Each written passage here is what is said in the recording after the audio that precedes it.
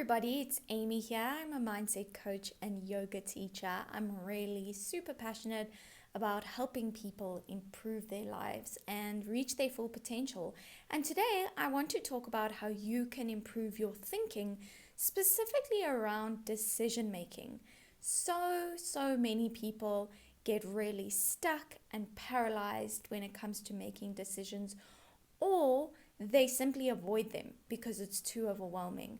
And it's an incredible skill to really get good at and feel confident in. And one of the most amazing resources around this is the book Thinking Fast and Slow by Daniel Kahneman.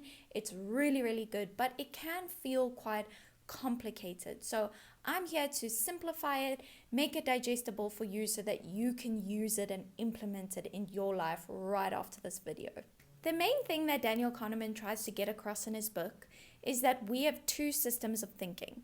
System 1 is fast and intuitive thinking, and system 2 is slow and deliberate processing of information. So with system 1, for example, imagine that you see somebody that you know and maybe they have a weird facial expression and you immediately think that they are upset and you start thinking about why they could be upset. That's system 1, you're making a snap judgment. System 2 might be slowing down, considering that that's a strange facial expression, but it could mean a lot of different things. So it might not necessarily mean that they are upset. Maybe they smelt something strange, maybe they are confused, and you process the different scenarios that it could be before jumping to any one conclusion. System 1 is very useful in a way because it allows you to make decisions quickly.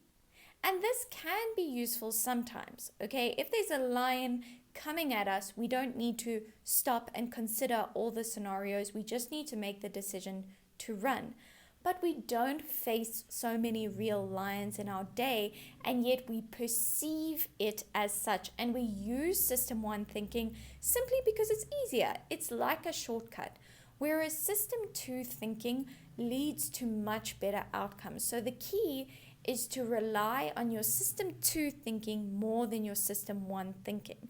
Now, if you need to be convinced a little bit more as to why you shouldn't use your system 1 thinking, I'm going to help you with that. The problem with system 1 thinking over and above the snap judgments is that you are far more likely to give into biases. And you can really look up biases. There are so many, but I'll give you some examples. The first one is availability bias. Now, this is a bias whereby you think that something is more likely to happen just because an example of it is available in your mind. A really good way of looking at this is plane crashes. We think that plane crashes are very likely to happen because we can think of an example straight away as you mention the word plane crash. But plane crashes are actually not that likely to happen. It's far more likely that you will have a car accident. The same thing goes with shark attacks. We can really picture a shark attack because it's quite a gruesome thing, so we think it's more likely, but it's actually not. Another bias is confirmation bias, and this is when we look for evidence to prove something that we want to be true. So if you want to believe that you're a great friend, you might only ask for feedback from people that you know think you are a great friend. You're not going to ask for feedback from somebody that you know might give you some harsh feedback. Another one is attribution bias. Now, this is where we tend to judge others more harshly than ourselves. So for example, let's say that you have a day where you are mean and you say something kind of nasty to your coworker. You might say to yourself, okay, you know what, I was having a bad day, I sat in traffic and I was having family issues, and that's why I reacted that way. And you kind of let yourself off the hook. But if somebody else reacts out of character in the exact same way you did and reacts badly to you or says something nasty to you, you are far more likely to say they are just that way. That's just their character, rather than actually thinking about situational factors that could have impacted their behavior. You really want to get out of the habit of relying on system 1 thinking. Otherwise, you are going to find yourself repeating very unhelpful patterns in your work life, your professional life, and your personal life. When we give in to biases, when we make snap judgments all the time, it makes us look bad, to put it simply. And all you need to do is use a little bit more effort to rely on your system 2 thinking.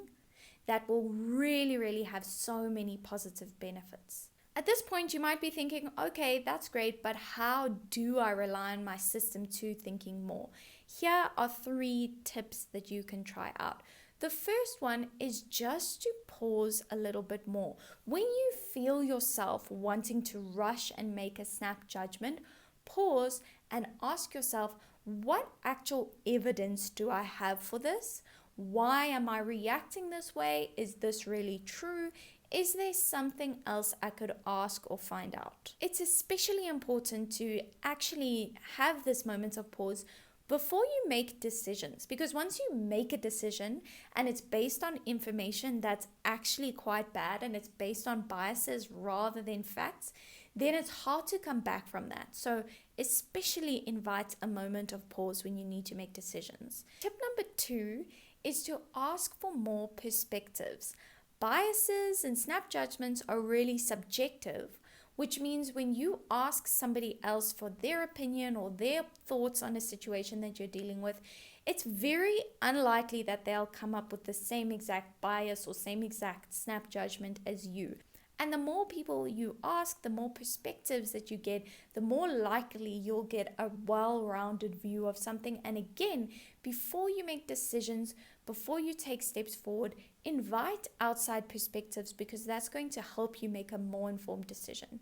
If you don't have anybody to turn to ask for their opinion, their perspective, imagine thinking from somebody else's perspective. Too often we are so used to being in our own shoes, living life through our own eyes, and it can be very helpful just to imagine yourself in somebody else's shoes and see if that gives you a different perspective. See if that invites some new way of looking at something. The third tip is to challenge your assumptions.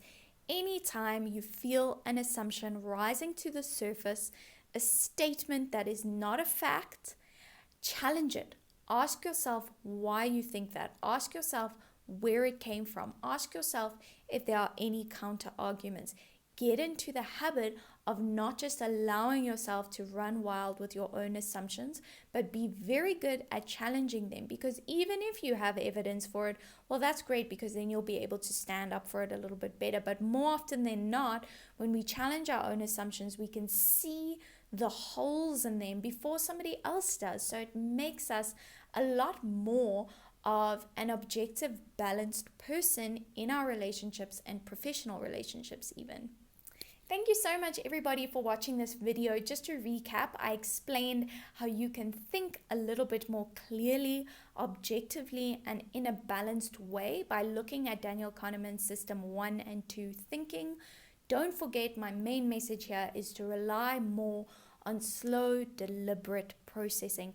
Even though we would love to just do everything quickly, think things through quickly, make decisions super quick, it serves you so much better in the long run to take a little bit of extra time so that you don't have to undo any mistakes that you make along the way. Though we are all human at the end of the day, so all I'm suggesting is that you just try and practice. With time, you will very likely get better at it.